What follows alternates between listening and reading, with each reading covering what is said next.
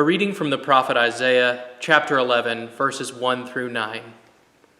A shoot shall come out from the stump of Jesse, and a branch shall grow out of his roots. The Spirit of the Lord shall rest on him, the Spirit of wisdom and understanding, the Spirit of counsel and might, the Spirit of knowledge and the fear of the Lord. His delight shall be in the fear of the Lord. He shall not judge by what his eyes see, or decide by what his ears hear, but with righteousness he shall judge the poor, and decide with equity for the meek of the earth. He shall strike the earth with the rod of his mouth, and with the breath of his lips he shall kill the wicked. Righteousness shall be the belt around his waist, and faithfulness the belt around his loins. The wolf shall live with the lamb, the leopard shall lie down with the kid, the calf and the lion and the fatling together, and a little child shall lead them. The cow and the bear shall graze, their young shall lie down together, and the lion shall eat straw like the ox. The nursing child shall play over the hole of the asp, and the weaned child shall put its hand on the adder's den. They will not hurt or destroy on all my holy mountain, for the earth will be full of the knowledge of the Lord, as the waters cover the sea. The word of the Lord.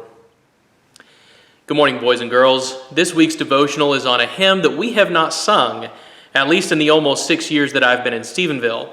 It's one that can be found in the 89 hymnal at number 729, O Day of Peace that Dimly Shines. The hymn and its tune, Jerusalem, are favorites of hymnology nerds like me. Before we get much further, let's dive into the hymn's history. The composer of the tune was a British guy named Charles Hubert Hastings Parry. If you've ever listened to the coronation hymn, I Was Glad,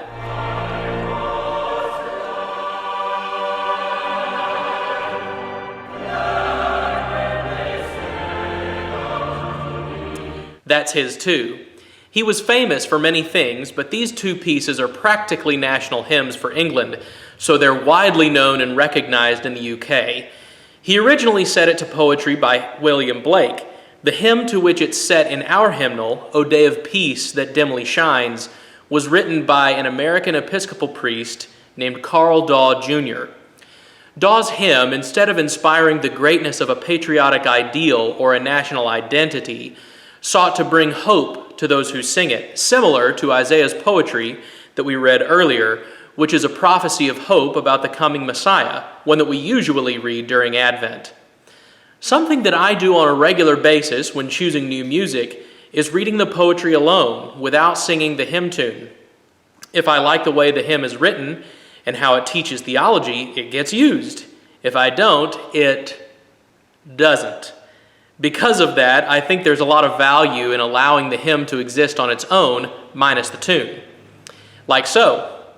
O day of peace that dimly shines through all our hopes and prayers and dreams, guide us to justice, truth, and love, delivered from our selfish schemes.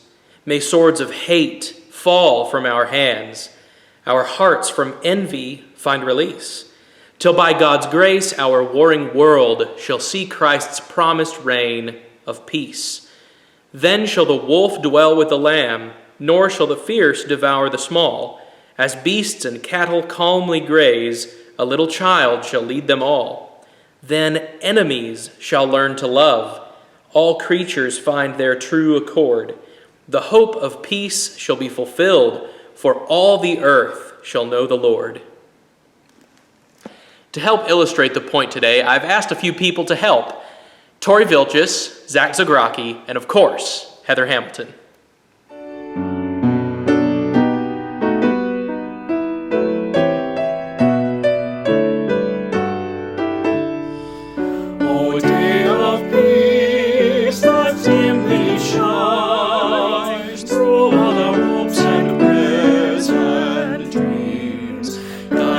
To justice, truth, and love, delivered from our selfish schemes.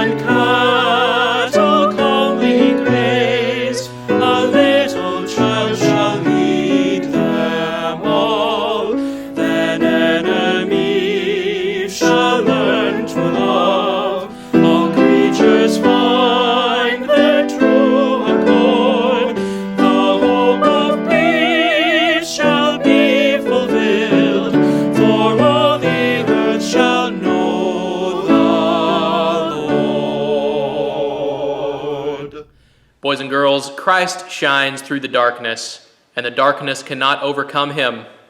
Until we see each other again, wear your mask and wash your hands.